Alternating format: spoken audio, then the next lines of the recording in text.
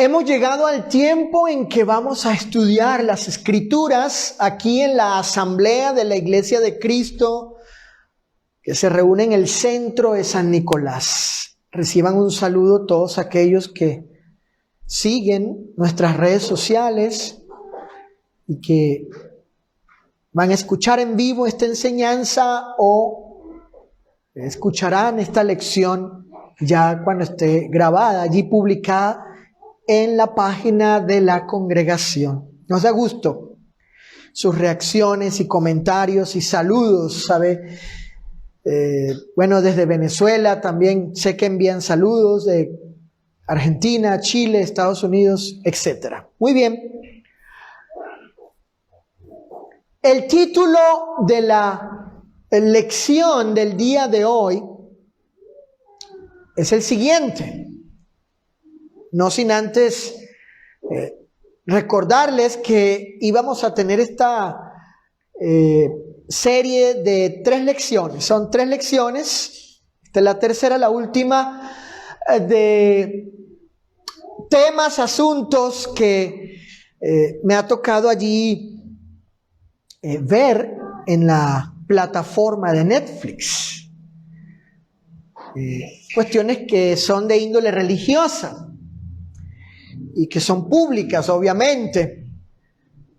Y estas lecciones tienen el punto de que podamos hacer el contraste, la diferencia entre el error doctrinal, la falsa religión, falsos postulados, creencias, dogmas, credos que algunos religiosos profesan, y la verdad bíblica, la doctrina bíblica. Y bueno, me encontré pues con, como estudiamos en la primera lección,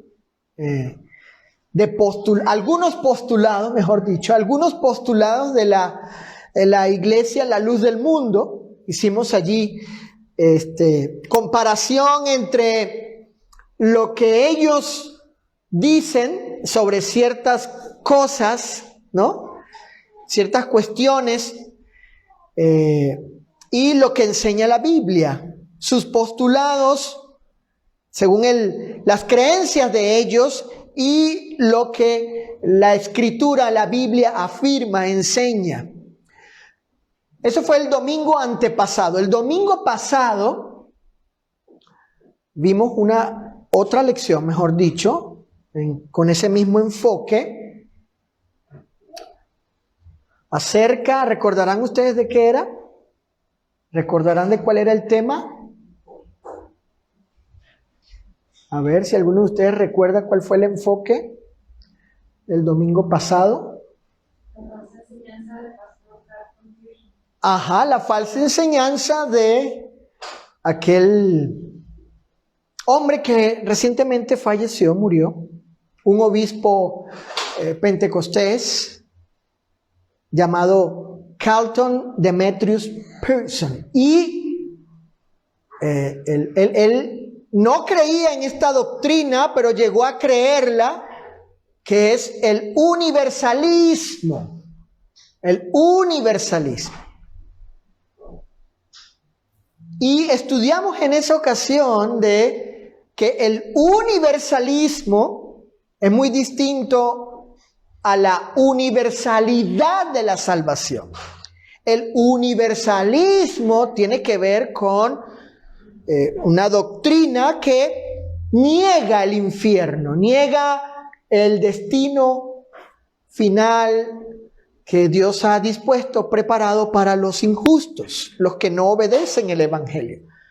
Este obispo no creía esto y luego adoptó esta enseñanza universalista, negando el infierno. Pero estudiamos de que Jesucristo mismo, que es a quien debemos creer, que es la fuente de toda verdad, Él habla, afirma, sostiene que ese lugar existe, que Dios lo ha preparado para aquellos que no obedecen el Evangelio del Señor.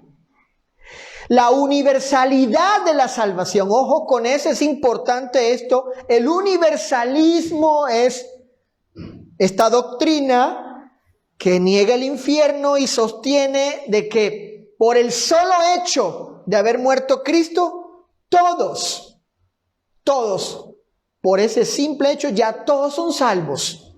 Todos, sin necesidad de obedecer las condiciones, los términos, los mandamientos del Evangelio. La universalidad, a diferencia del universalismo, la universalidad de la salvación es una cualidad de la salvación.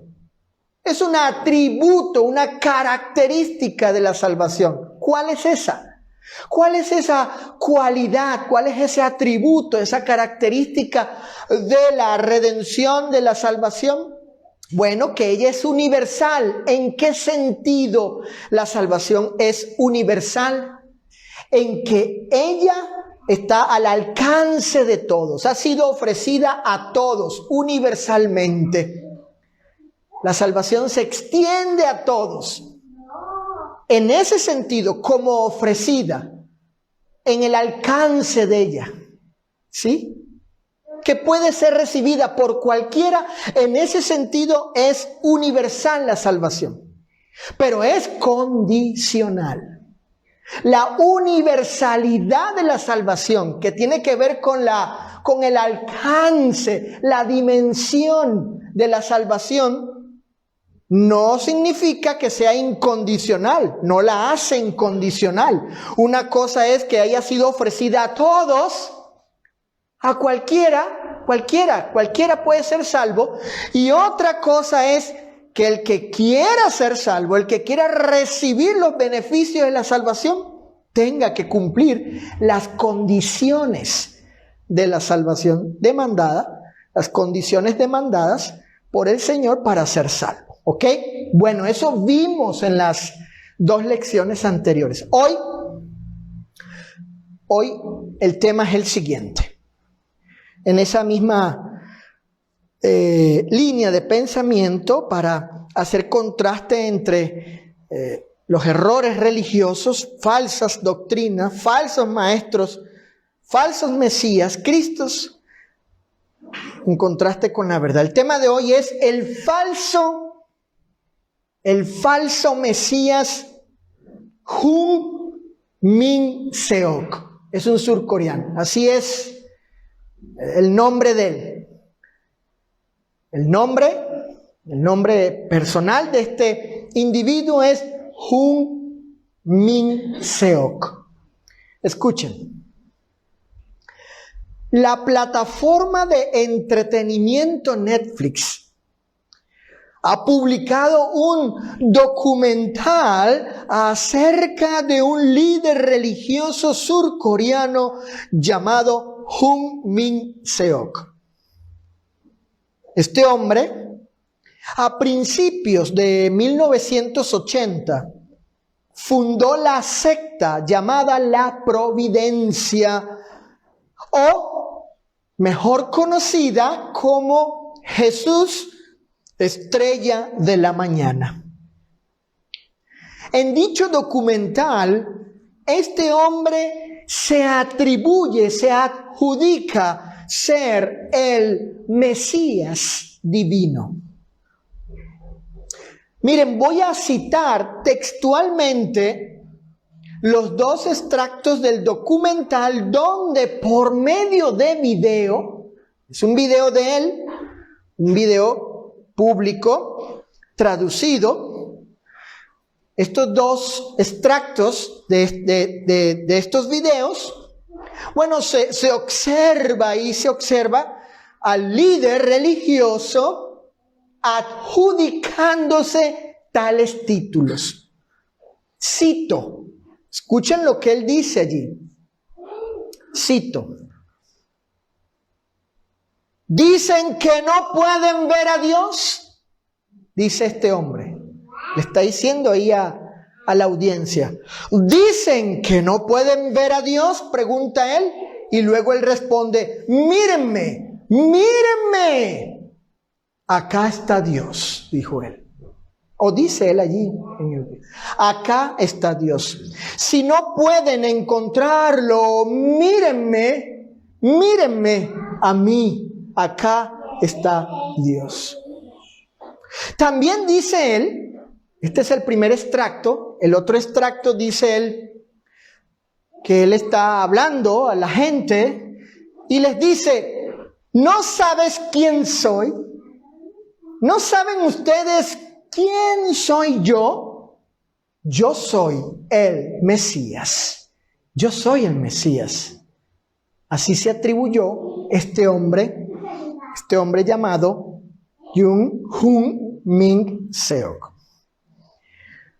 Miren, de hecho, algunos exmiembros de la secta declaran en el documental, estas personas allí confiesan, dejaron ser parte de esta secta religiosa, exmiembros.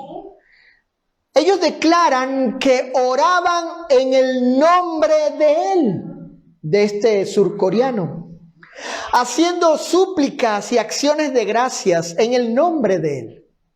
Además le llamaban mi Señor.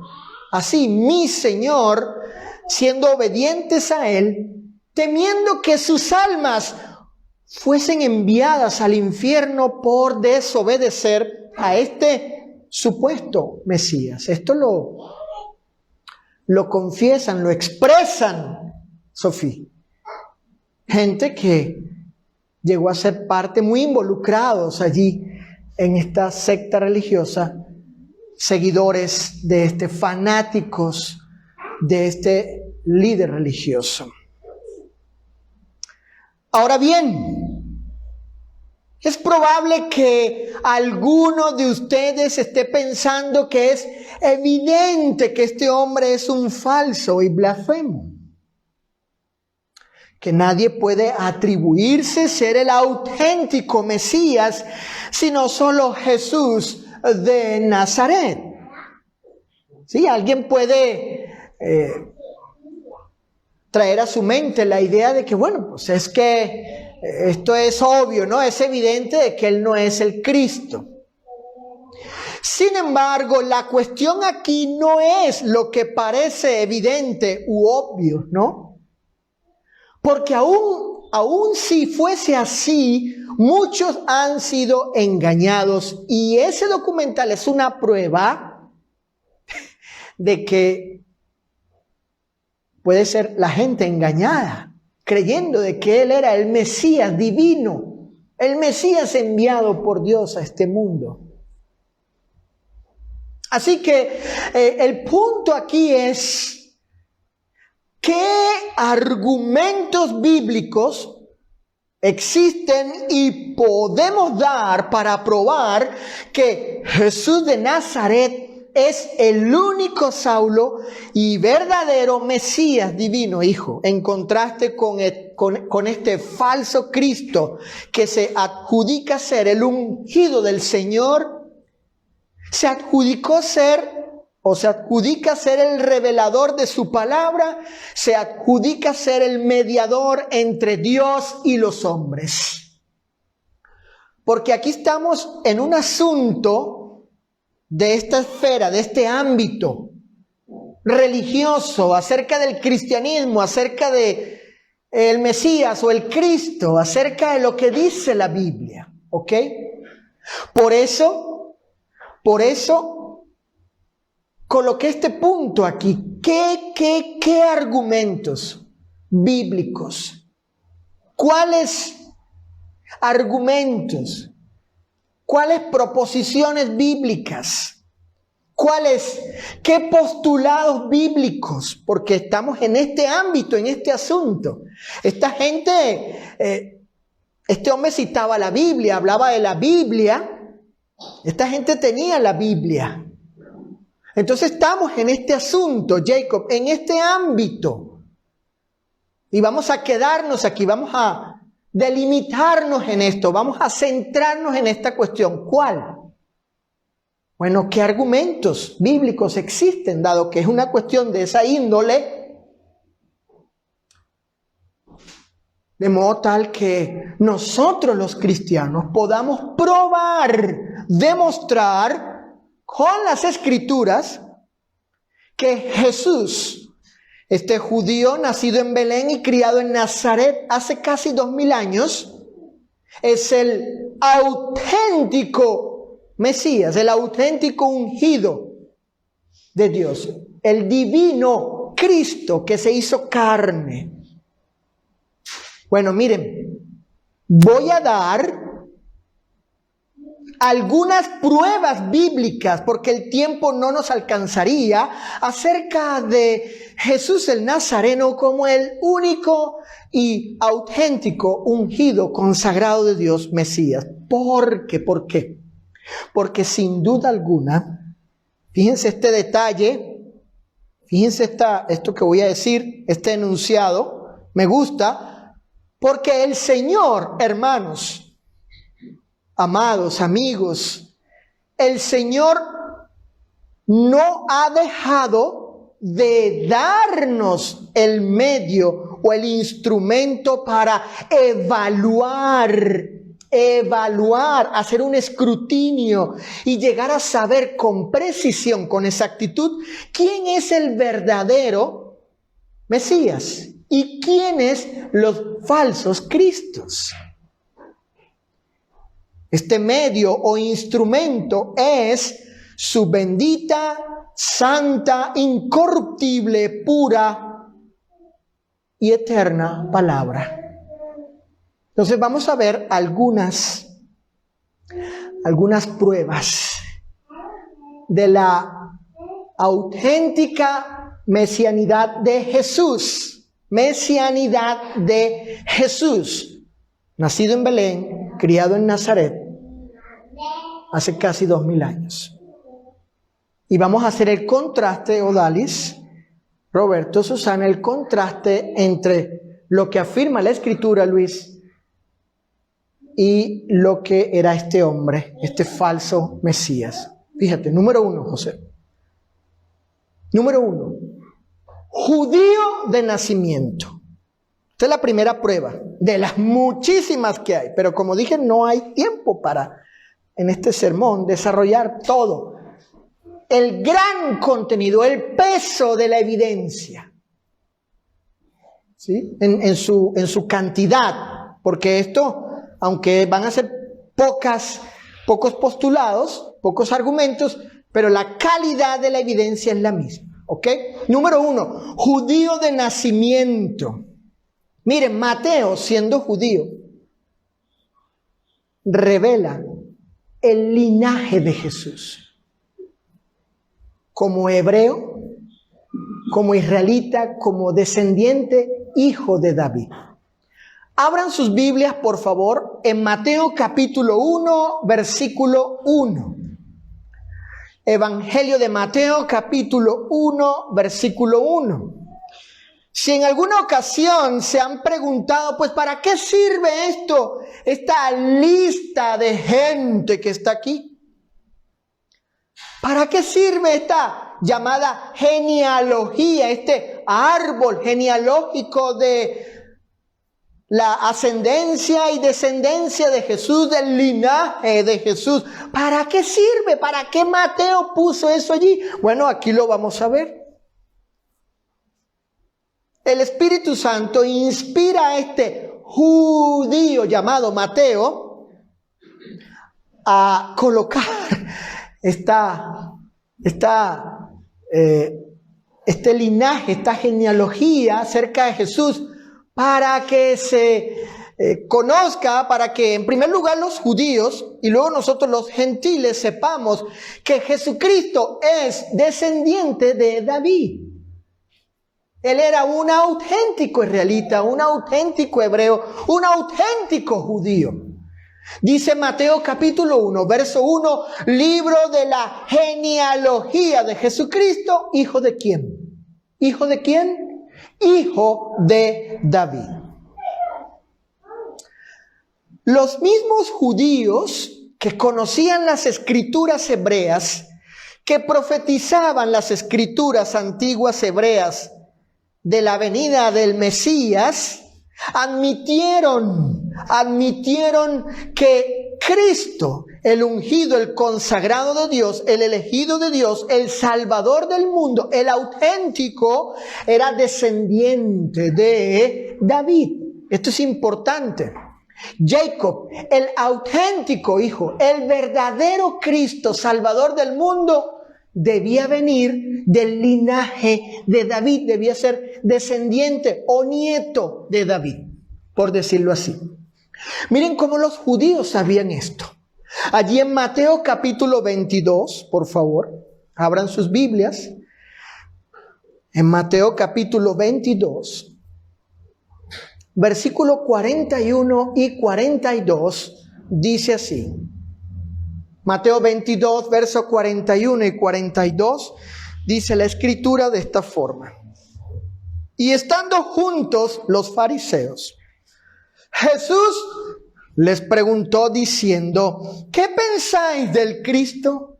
¿De quién es hijo o descendiente? Le dijeron, ¿de quién? De David. Mateo 22, hija, versículos del 41 al 42. Entonces aquí el mismo Mateo nos revela, nos hace saber que los judíos sabían por la pregunta que les hizo Jesús, que el Cristo, el único, el auténtico, el verdadero, era hijo descendiente del rey David. Cuando Jesús, en aquel pozo, con aquella mujer samaritana, los samaritanos eran un mestizaje, una mezcla entre judíos y gentiles, pero sabían distinguir, fíjense este detalle, sabían distinguirse los judíos. Esta mujer le dijo a Jesús en Juan capítulo 4, verso 9. En el Evangelio de Juan 4, 9, esta mujer le dijo a Jesús, como tú siendo judío. Como tú siendo judío, me pides que te dé de beber. Eso es lo que dice el contexto. El punto mío aquí es que esta mujer identificó a este hombre y ¿cómo lo llamó? Judío. Ella sabía que él era un judío. Jesús no negó que él fuese judío. Él era ciertamente un judío. Miren, un experto, escuchen esto, un experto y erudito de la ley, convertido a Cristo, dijo lo siguiente. Esto que voy a citar no es de cualquier persona, estamos hablando de un experto, de un erudito, de un doctor de la ley. Es el apóstol Pablo. Este hombre que era un enemigo de Cristo, se convierte a Cristo, se convence de que Jesús de Nazaret era el auténtico y verdadero Mesías, el enviado, el elegido, el consagrado, el ungido de Dios, el Salvador del mundo. El apóstol Pablo en Romanos capítulo 9, verso 5 dijo lo siguiente. De quienes son los patriarcas. Noten, y de los cuales, ¿quiénes son los cuales allí? Vamos a identificar quiénes son esos, porque de allí viene Cristo. De los cuales se refiere a los patriarcas, a los hebreos, los israelitas. De los cuales, de los hebreos, de los israelitas, de los patriarcas. ¿Quién viene? ¿Qué dice este experto, erudito y doctor de la ley? ¿Qué dice?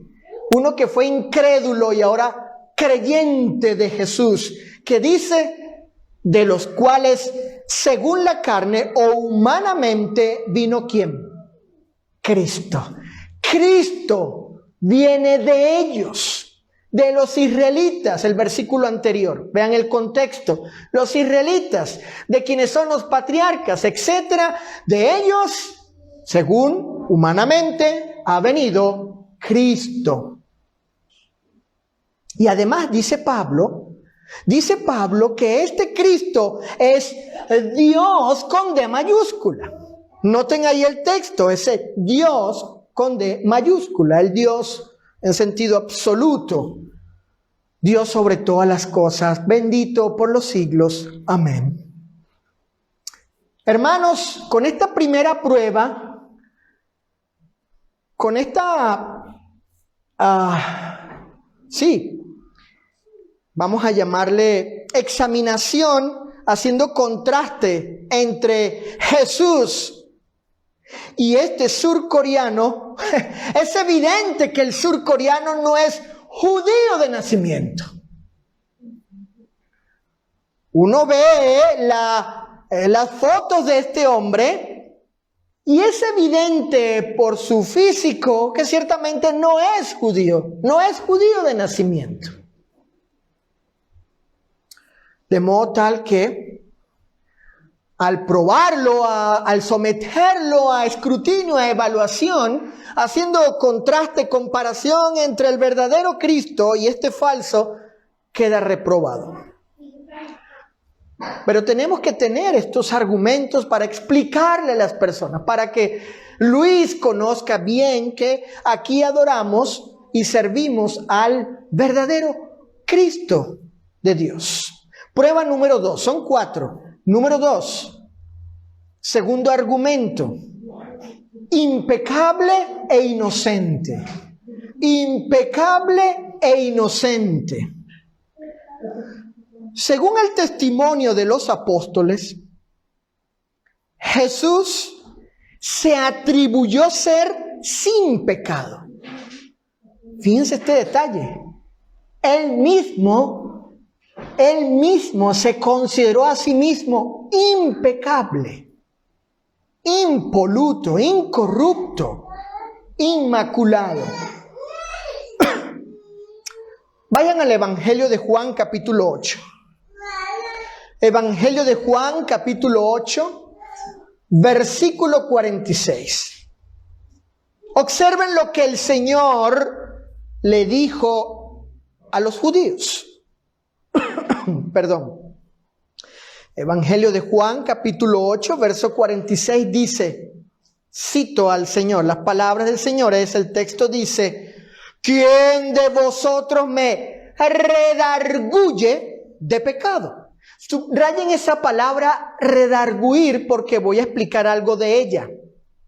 Pero noten en primera instancia la pregunta que le hace el Señor a estos. ¿Quién de ustedes me redarguye de pecado?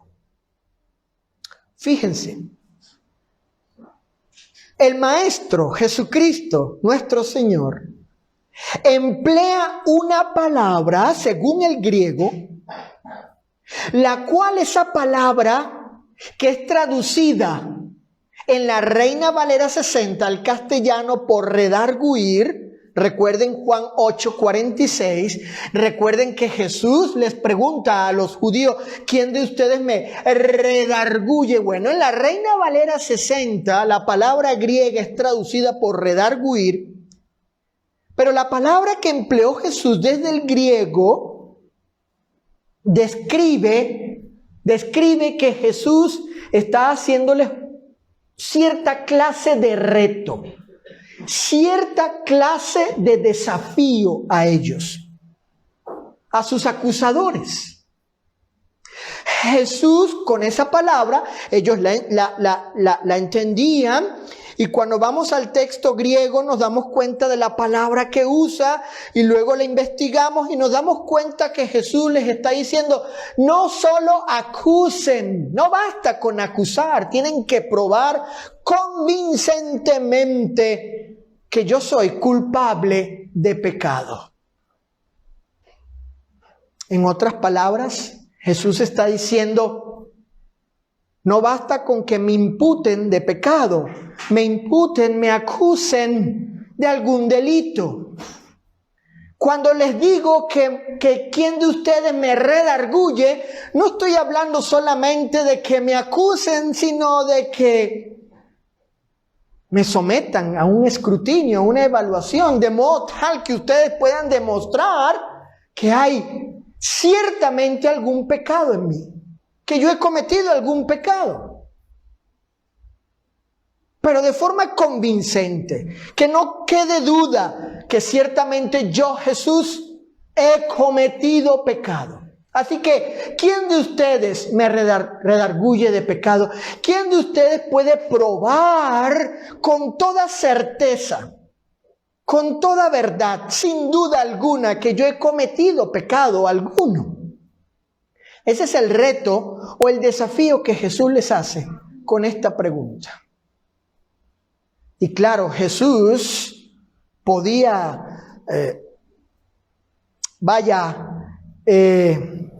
hacer este reto, este desafío, porque ciertamente Él era impecable, impecable. Miren, de hecho, Jesucristo fue declarado inocente por la autoridad civil de la época. Aparte de que Jesús nunca pecó, Él era impecable, inmaculado, impoluto, incorrupto, sin pecado, y ningún judío podía acusarle ni demostrar en ninguna forma tal cosa. Aparte de ello, Pilato, la autoridad civil de la época, esta autoridad civil, la romana, en su juicio reconoció públicamente que Cristo era inocente, inocente, ante la ley civil, ante la ley, ante la autoridad civil. En Mateo capítulo 27, versículos 23 y 24, fíjense, Mateo 27, 23 y 24, dice la Escritura: y el gobernador Pilato, obvio, les dijo, pues, ¿qué mal ha hecho este hombre? Hablando de Jesús. ¿Qué mal ha hecho? Bueno, tomó agua y se lavó las manos delante del pueblo, diciendo: inocente soy de la sangre de este justo. Allá vosotros. Le dijo Pilato a los judíos. Pilato, hijo, le pregunta a la gente, la autoridad civil, le pregunta, pues, qué mal ha hecho este? Y esa palabra mal en el original implica, bueno, qué cosa ilegal, ilícita, perversa, inmoral, lo que sea de esa naturaleza. ¿Qué mal ha hecho este? Nadie pudo acusar a Cristo de nada. Y luego Pilato, la autoridad, dice, pues yo, este justo, que sobre mí no caiga su muerte. Este justo, dijo Pilato. El apóstol Pedro da fe de la impecabilidad de Cristo. Su primera carta, primera de Pedro, capítulo 2, versículo 22. Dice la Escritura, el apóstol Pedro, testigo excepcional de Jesús, de su vida, de sus palabras, de sus obras. El apóstol Pedro, él en esta primera carta dijo lo siguiente acerca de Jesús. Primera de Pedro 2, 22. Fíjense de lo que da fe del testimonio del apóstol Pedro. Pedro sabía lo que significaba ser pecador. Él sabía lo que era pecar. Pero él habla aquí de que Cristo no hizo pecado. Noten el texto, dice, el cual, hablando del Cordero, según el contexto, Cristo, Jesús dice, el cual no hizo pecado. No hizo. Ni se halló engaño en su boca. ¿De qué está hablando el apóstol Pedro? Está hablando de esta cualidad de Cristo. La impecabilidad. Y déjenme decirles, importante esto, importante, cuando las Escrituras afirman que Jesucristo es impecable, sin pecado, que no ha hecho pecado, que no hizo, que nunca pecó. Sophie, cuando las Escrituras, Saulo, le atribuyen a Jesús esta cualidad, la impecabilidad, lo que están haciendo es decir, Él es impecable porque Él es Dios. Porque solo Dios es sin pecado en sentido absoluto.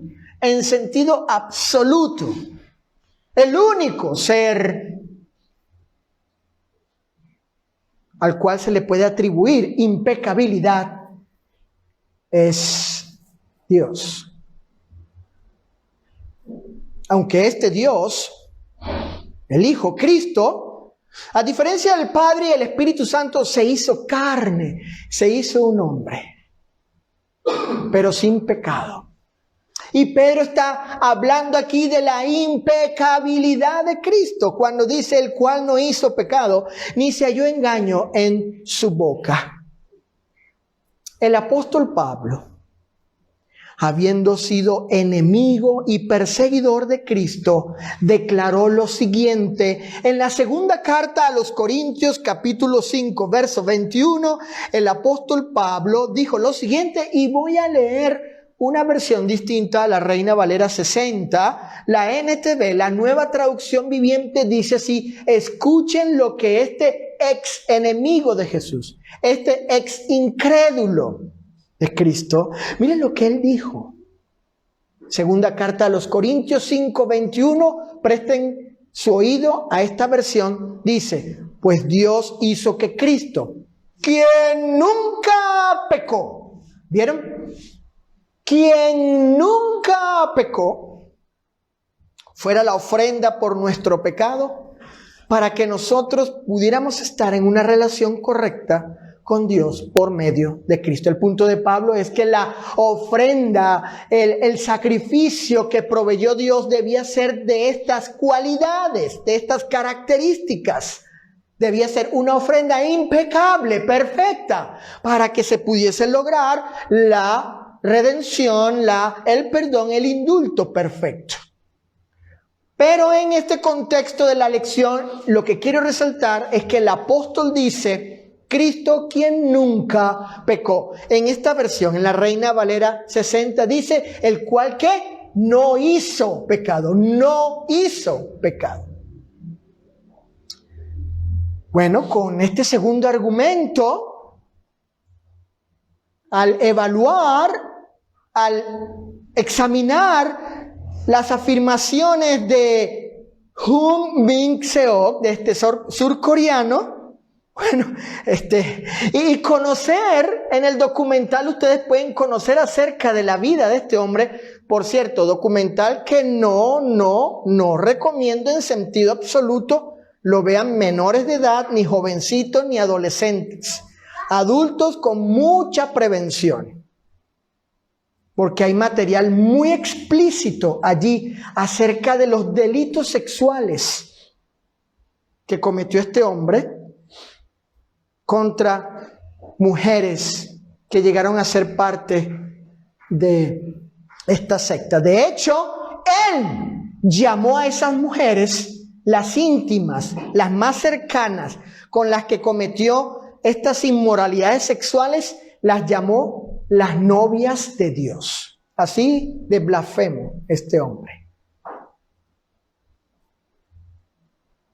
Este hombre ha sido probado, convicto de pecado con respecto a la fornicación, a los actos de inmoralidad sexual que tienen que ver con el sexo, etc. Las relaciones ilícitas sexuales. Y aparte ha sido declarado culpable por las autoridades civiles. Si hacemos un contraste entre Jesús de Nazaret y este hombre, Jung Min Seok, si hacemos comparación, pues es evidente que este hombre es un falso Cristo. Porque Cristo fue impecable. Inclusive las autoridades civiles dijeron: Él es justo, es inocente, sin delito. En cambio este hombre, no. En tercer lugar, tercer y ya para llegar al cuarto, al final, el tercer argumento es muerto y muerto por la crucifixión romana. Ojo, porque aquí hay una cuestión histórica, una cuestión, un detalle histórico. No estamos hablando de cualquier muerte, sino de una muerte por crucifixión de índole, o mejor dicho, practicada por los romanos. Miren, el profeta Isaías en el capítulo 53, describiendo ciertas experiencias del Mesías, afirma que el siervo del Señor moriría. El punto aquí, hijo José, es que el profeta predijo que el verdadero ungido del Señor, el verdadero enviado del Señor, el Salvador del mundo, iba a morir. Ese es el punto aquí. Iba a morir. Claro, morir porque él sería el sacrificio perfecto, expiatorio perfecto. Noten en el versículo 7 de Isaías 53, dice, como cordero fue llevado al matadero. Ya ustedes pues, es claro, ¿no? ¿A qué va el cordero al matadero? Pues a morir.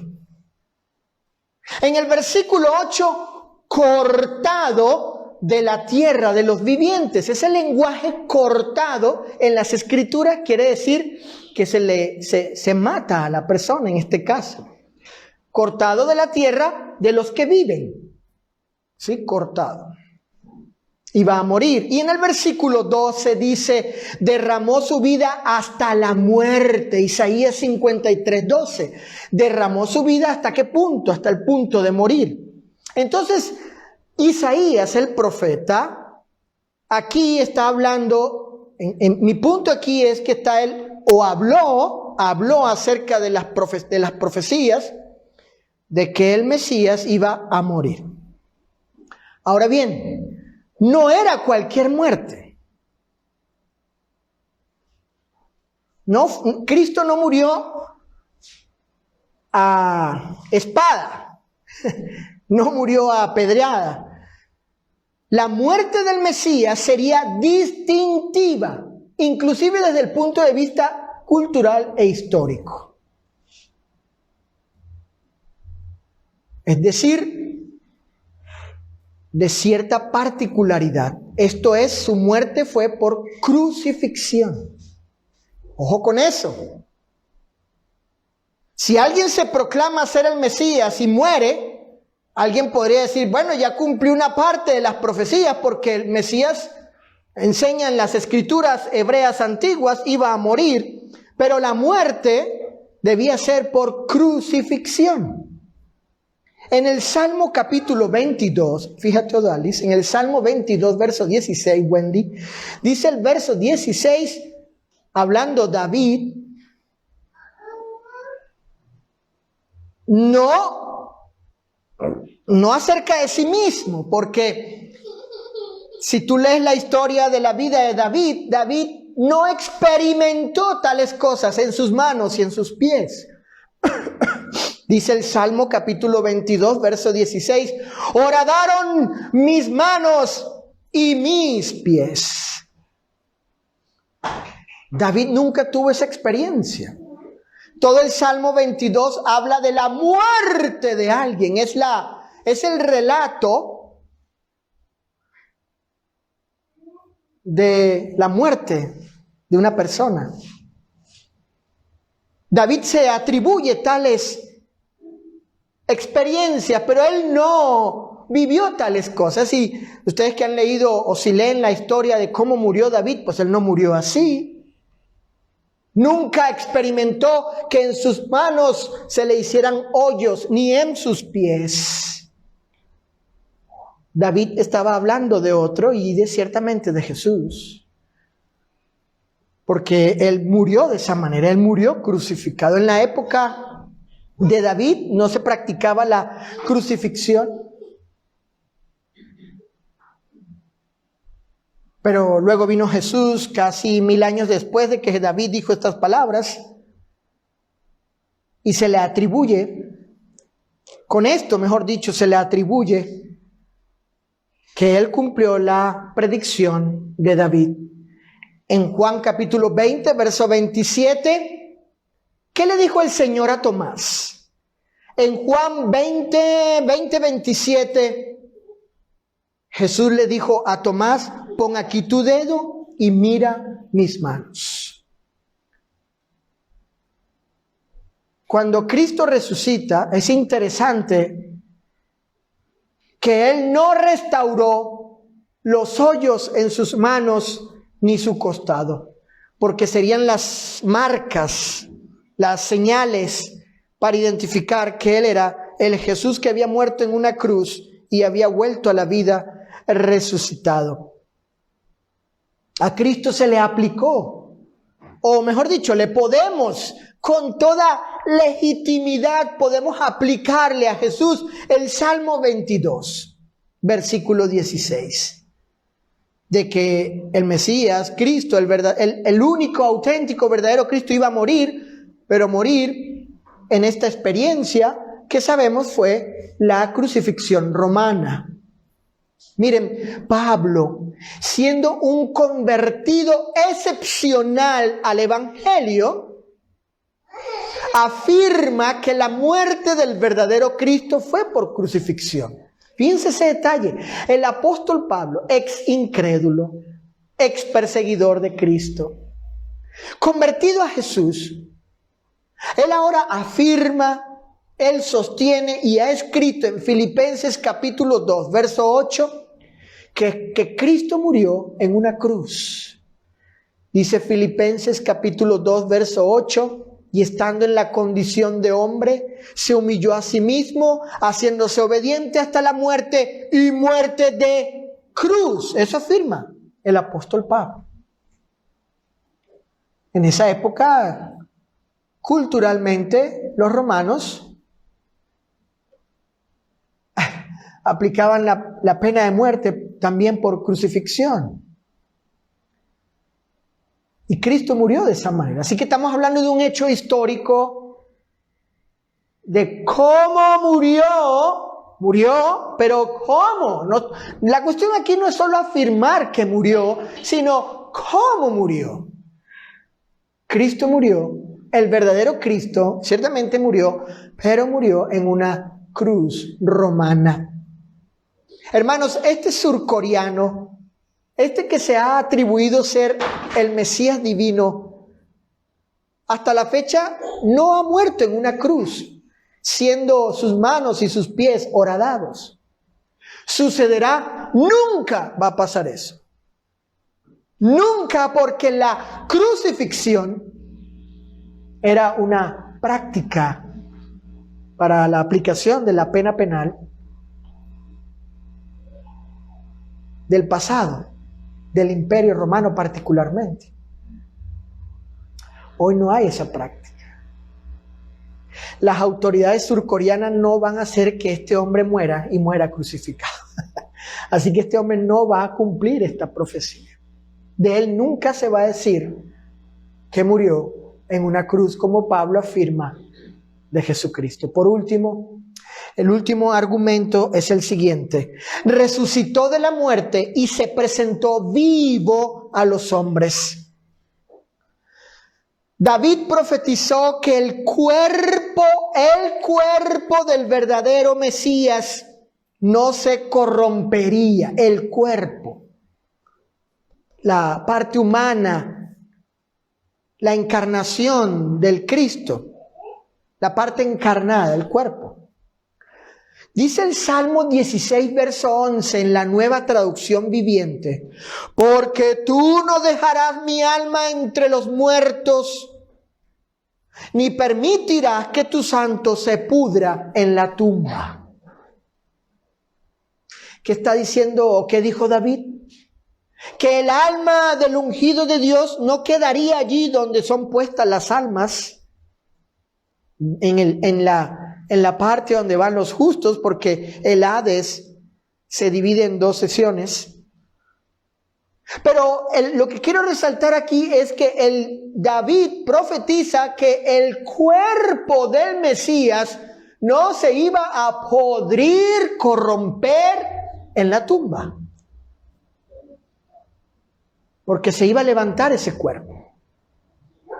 Esta profecía fue aplicada a Jesús Nazareno. Basta con que ustedes vayan a Hechos capítulo 2, ahí les encargo, léanlo en su casa. Hechos capítulo 2, el apóstol Pedro le aplica esta profecía a Jesús Nazareno. Varón aprobado por Dios, dijo Pedro. Le aplica la profecía del Salmo 16, 11, que el cuerpo del verdadero Cristo no se corrompió, no se pudrió en una tumba. Pedro reta a los judíos: vayan a la tumba de Jesús y busquen el cuerpo. No lo van a encontrar. Ahí no están sus restos, sus huesos, nada. Él los reta en aquel sermón el día de Pentecostés a que vayan. El cuerpo de David, ahí está. David escribió este salmo, pero el cuerpo de David sí se echó a perder en la tumba. Entonces, ¿cómo? Pues David, obviamente la conclusión es que David no estaba hablando de sí mismo, sino de otro cuerpo, no de su cuerpo, propio cuerpo de David, sino de otro cuerpo, el cuerpo del Mesías, de Jesús Nazareno, varón aprobado por Dios. Después de resucitar Jesús, Él se apareció a los apóstoles y a más de 500 hermanos. Noten lo que dice el apóstol Pablo primero Marcos capítulo 16, verso 14. Primero se apareció a los apóstoles, dice Marcos 16, 14. Finalmente se apareció a los 11 mismos. Las apariciones de Jesús vuelto a la vida. Marcos 16, 14.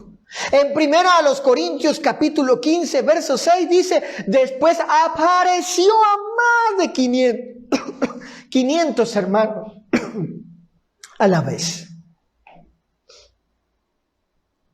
Noten lo que dice el apóstol Pablo: más de 500 hermanos, y dice Pablo, muchos viven. Fíjense, Pablo en un sentido reta a los corintios, los desafía. ¿Tienen dudas de la resurrección de Jesús? Él se apareció no solamente a los apóstoles, que algunos vivían, se me apareció a mí.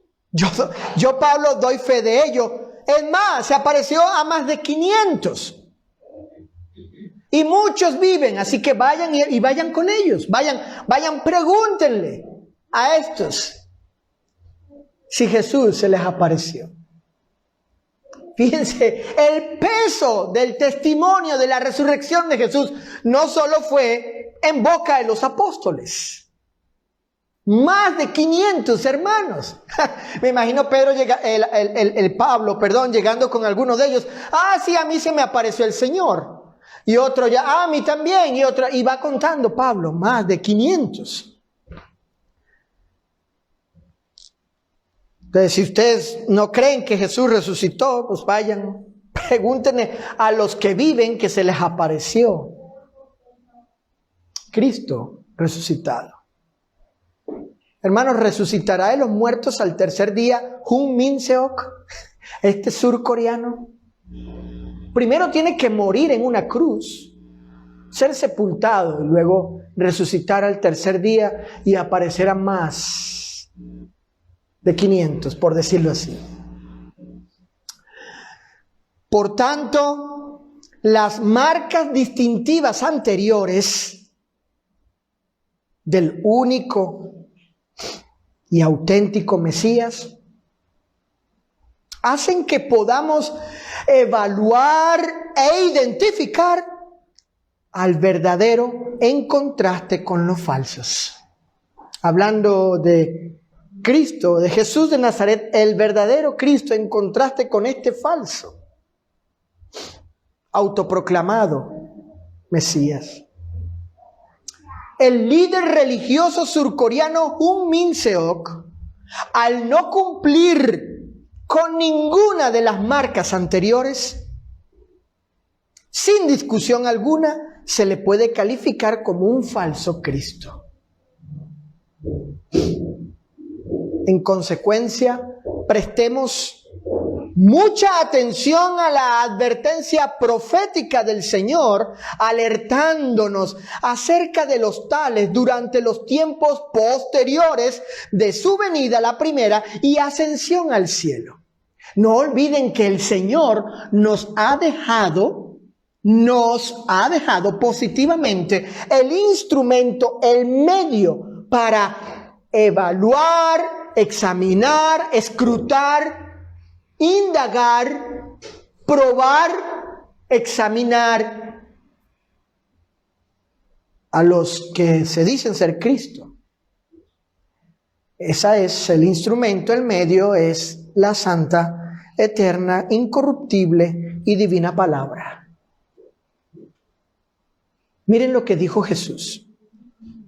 Miren lo que dijo el Señor, el auténtico, único y verdadero Cristo. En Mateo 24,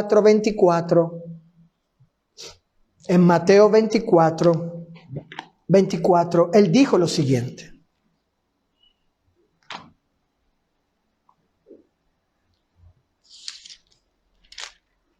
Él hizo una advertencia profética, una alerta a todos.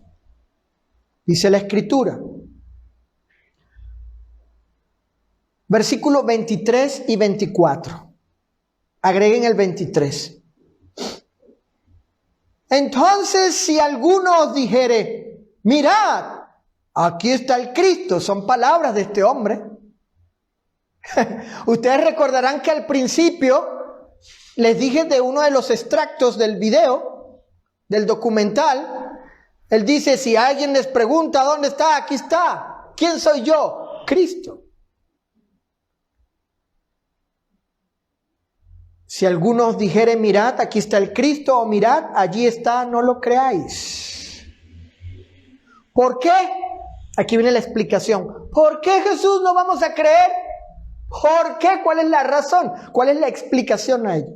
Dice, porque se levantarán falsos cristos y falsos profetas y harán grandes señales y prodigios de tal manera que engañarán, si fuere posible, aún a los escogidos.